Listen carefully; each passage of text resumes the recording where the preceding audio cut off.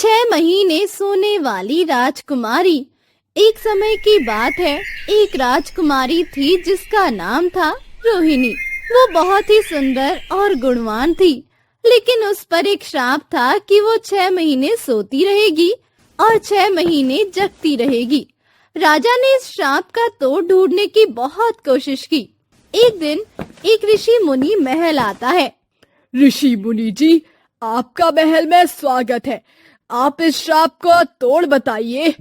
ये श्राप बहुत मजबूत है राजन, इसे तोड़ना मुश्किल तो है पर आसान भी है।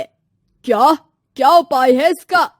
अगर राजकुमारी को कोई ऐसा राजकुमार मिले जो उससे सच्चा प्यार करे और पूरे 6 महीने राजकुमारी के जागते वक्त उनके साथ समय बिताए और राजकुमारी के 6 महीने सोने के वक्त भी उनके साथ समय बिताए, तो ये श्राप टूट जाएगा। कई राजकुमार आए और सिर्फ रोहिणी के 6 महीने जगने तक ही समय बिता पाए, पर रोहिणी के सोते ही कुछ समय में वो चले जाते।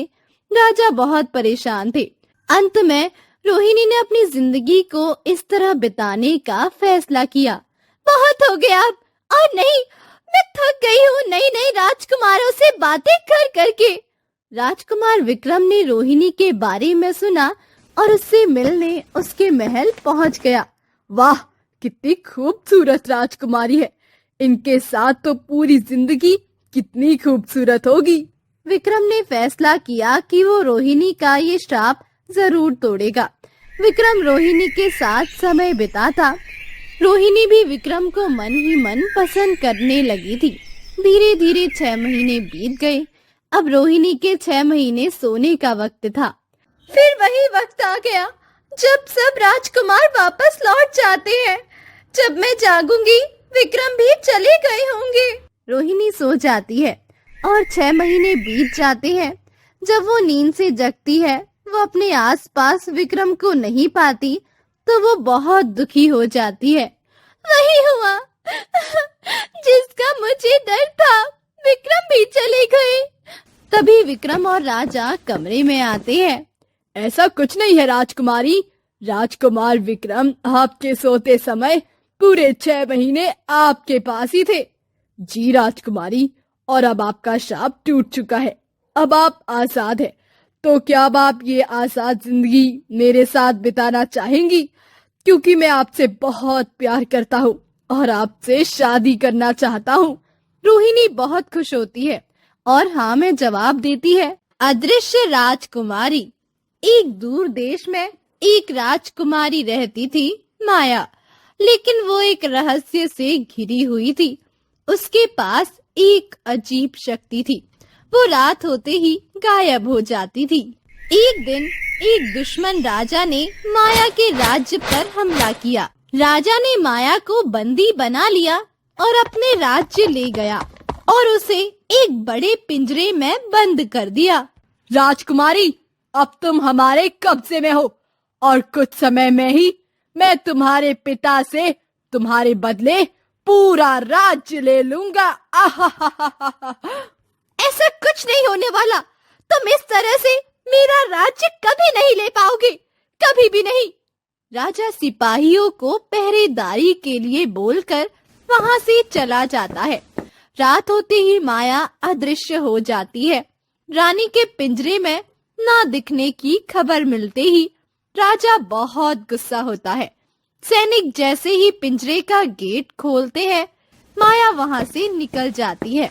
फिर माया एक जंगल में भाग जाती है और एक छोटे से घर में छुप जाती है। उसकी एक बूढ़ी औरत से मुलाकात होती है। अदृश्य होने के बावजूद भी वो उसे देख सकती थी। आप मुझे कैसे देख सकती है? मैं तो रात में अदृश्य हो जाती हूँ। हाँ जानती हूँ, पर मैं एक जादूगरनी हूँ और ये तुम पर एक श्राप है। इसे तोड़ने के लिए तुम्हें एक नदी पार करनी होगी और आगे का रास्ता उसके बाद ही तुम्हें मालूम पड़ेगा। माया जादूगरनी के घर जाकर सो जाती है। और सुबह होते ही वो अपना सफर शुरू करती है। कुछ दूर चलने के बाद वो पहुंचती है एक नदी किनारे।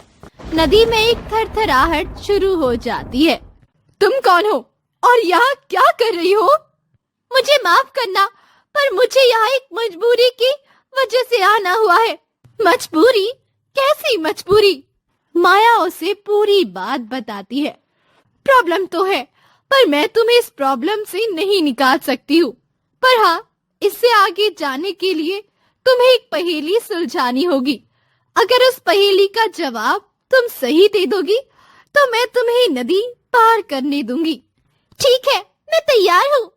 मुझे पकड़ना मुश्किल है, मैं हाथों से फिसल जाता हूँ।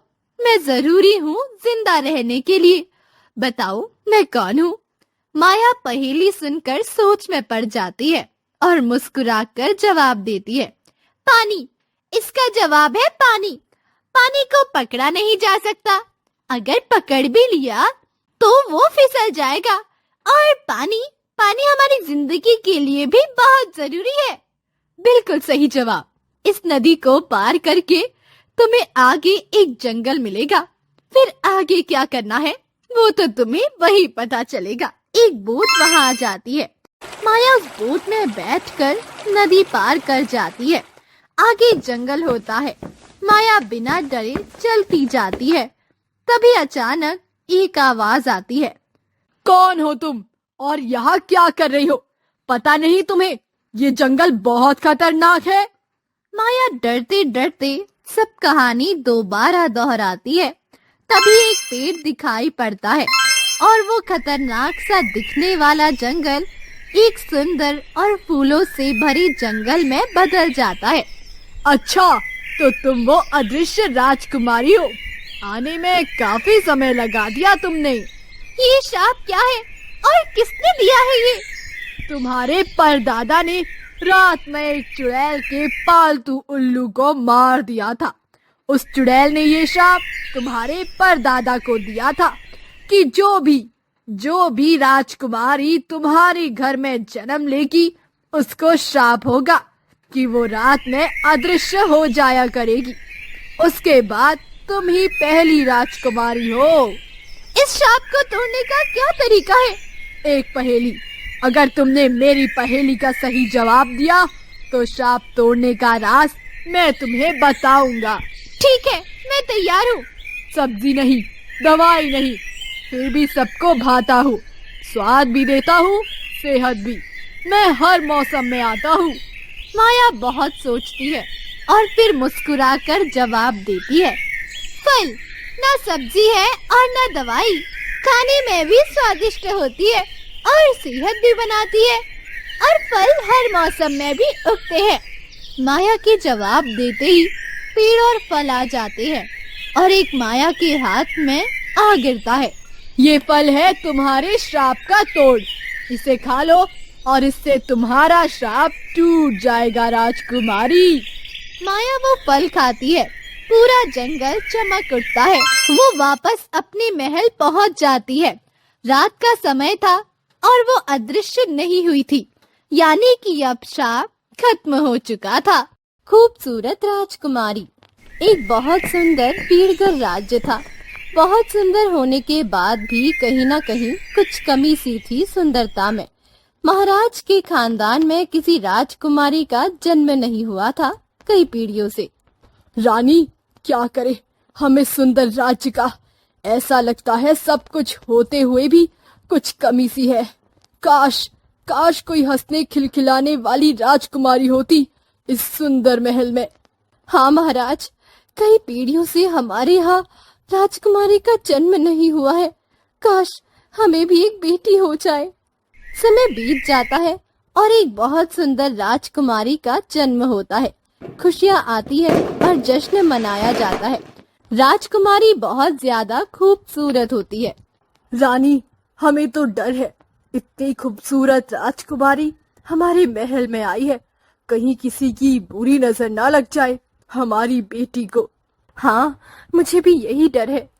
राजकुमारी को एक पल के लिए भी अकेले नहीं छोड़ना है। महल से बाहर के किसी भी इंसान की नजर राजकुमारी पर नहीं पड़नी चाहिए।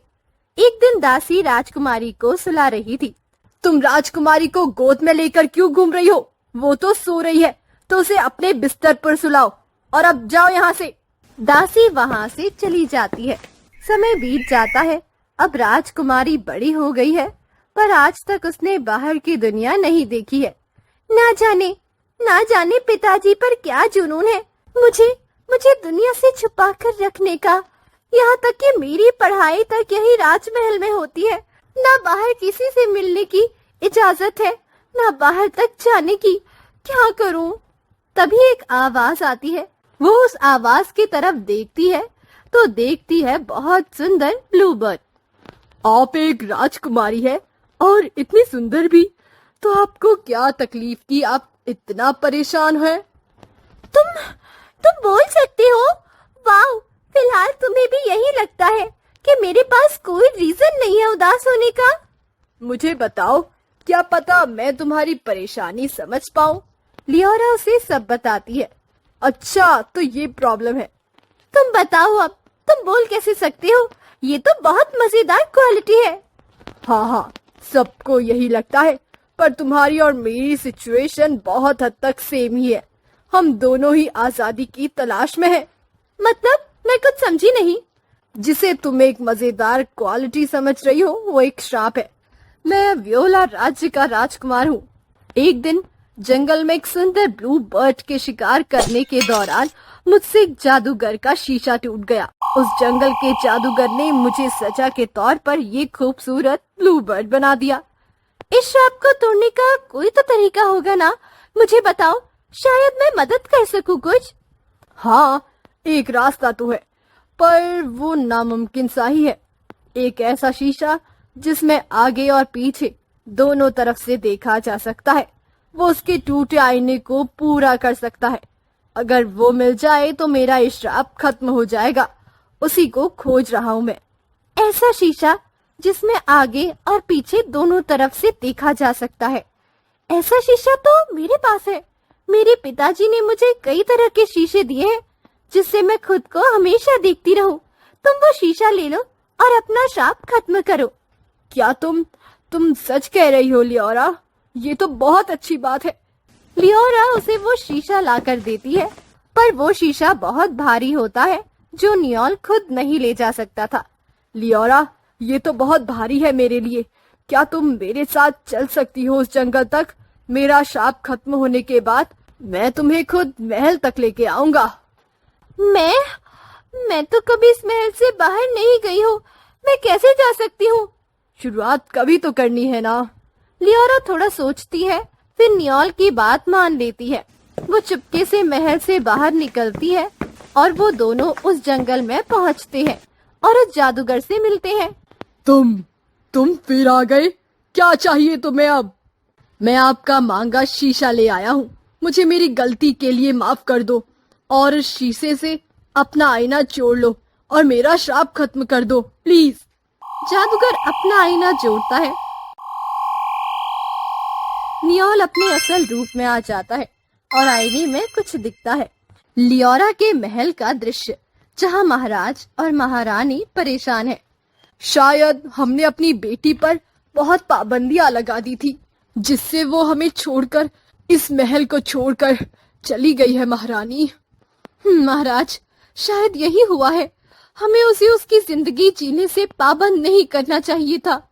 अगर लियोरा वापस आ जाए तो मैं उसे उसकी जिंदगी जीने की वो सब आजादी दूंगा जो वो चाहती है। यहाँ लियोरा और नियोल खुश हो जाते हैं और वो दोनों महल पहुँचते हैं जल्दी से। लियोरा, तुम वापस आ गई। हम दोनों तो तुम्हारी फिक्र में बहुत परेशान हो गए थे। तुम कहाँ चली गई थी बेटी? पिताजी, मैं बस एक बहुत जरूरी काम पूरा करने गई थी और मैंने एक बहुत अच्छा दोस्त भी बनाया है। महाराज नियोल को देखकर पहचान जाते हैं। आप तो वियोला राज्य के राजकुमार है ना, जो कुछ समय पहले गायब हो गए थे? नियोल पूरी कहानी बताता है महाराज को। मुझे लियोरा बहुत पसंद है। वो बहुत अच्छी है। मैं उसके साथ एक बहुत खूबसूरत जिंदगी बिताना चाहता हूँ। लियोरा बहुत खुश होती है और महाराज दोनों की शादी बड़ी धूमधाम से करवाते हैं। तान्या का राज्य। महल में सोना, चांदी, रेशमी कपड़े और किसी भी सुविधा की कमी नहीं थी, लेकिन तान्या का दिल खेत की मिट्टी में लगता था। पिताजी, हमारा राज्य काफी हरा भरा हो गया है। आने वाले समय में ये और सुंदर हो जाएगा। मैं कल सुबह खेत में नई बीज लगाने जाऊंगी। राजकुमारी, तुम हमारी उत्तराधिकारी हो, तुम्हें राज्य संभालना सीखना चाहिए। खेत में समय बर्बाद नहीं करना चाहिए।